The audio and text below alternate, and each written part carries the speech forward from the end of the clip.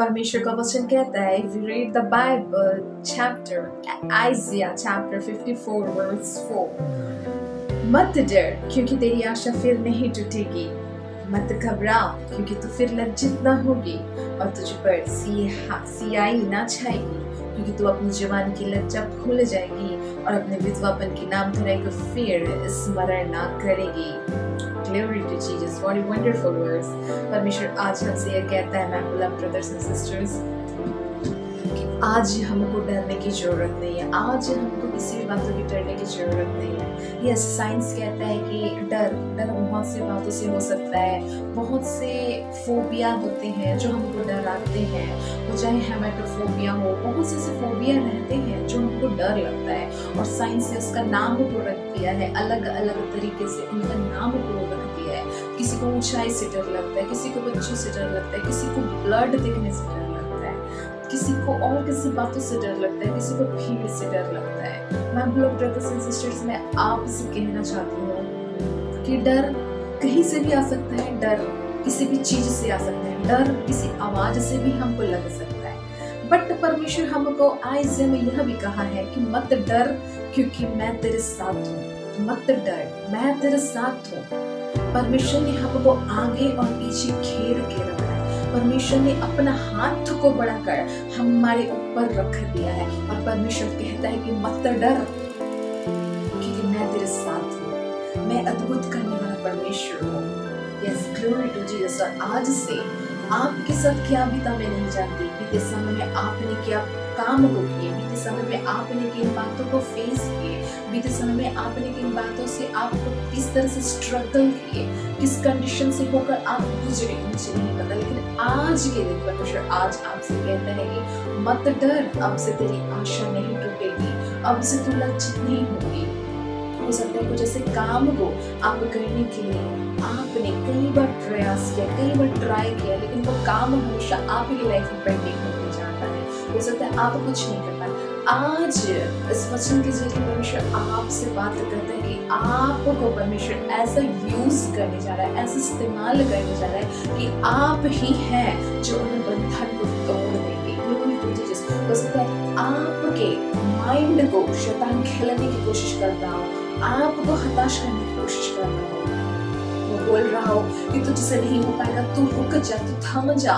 लेकिन परमेश्वर का वचन कहता है कि अब से तेरी आशा नहीं टूटेगी। फिर से दैट मीन्स अब से हमको जो आशा हमारे अंदर बुझ चुकी है, अब से जो आशा हमने लगाना छोड़ दिया है परमेश्वर के प्रति, उस आशा को आज से फिर से हमको मजबूत करने की जरूरत है। दैट मीन्स आज से हमको वो आशा में चलने की जरूरत है, बिकॉज हमारा जो होप है ओनली जीसस है। Jesus is our only hope.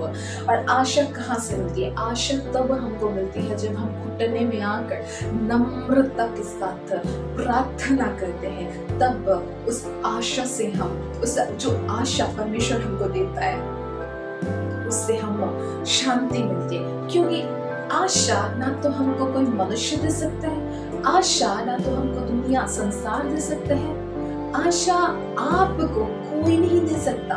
आशा सिर्फ आती है तो वो स्वर्ग से आती है, ऊपर से उतर कर आती है, वो आप ही के लिए आती है। और उस आशा का नाम है यीशु मसीह, प्रभु यीशु मसीह। प्रभु यीशु मसीह ही हमारा एकमात्र ऐसी आशा है जो हमारे बुझते हुए दीपक को फिर से जला देता है। यीशु मसीह हमारे लिए एक ऐसी आशा है जो हमारी हर एक आंसुओं को पोंछ देता है। यीशु मसीह हमारे लिए एक ऐसी आशा है जो हमारे जो असंभव भरी बातों को संभव में बदलने की सामर्थ्य को रखता है।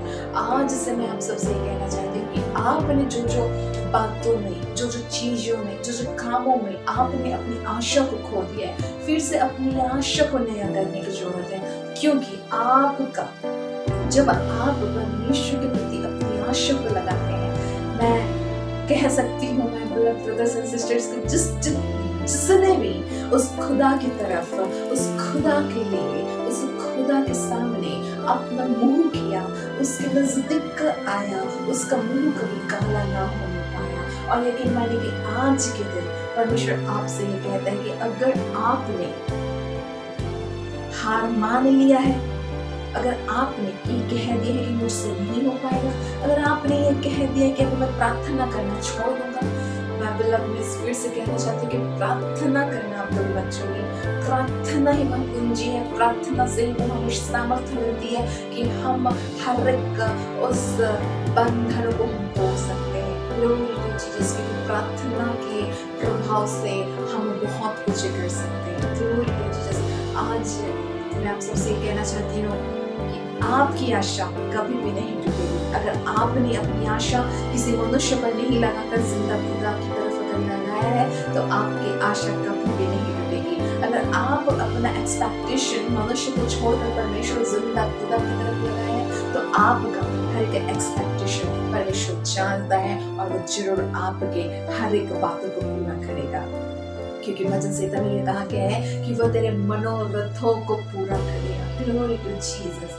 Hallelujah. I'm sure you all understood this message. Amen. God bless you.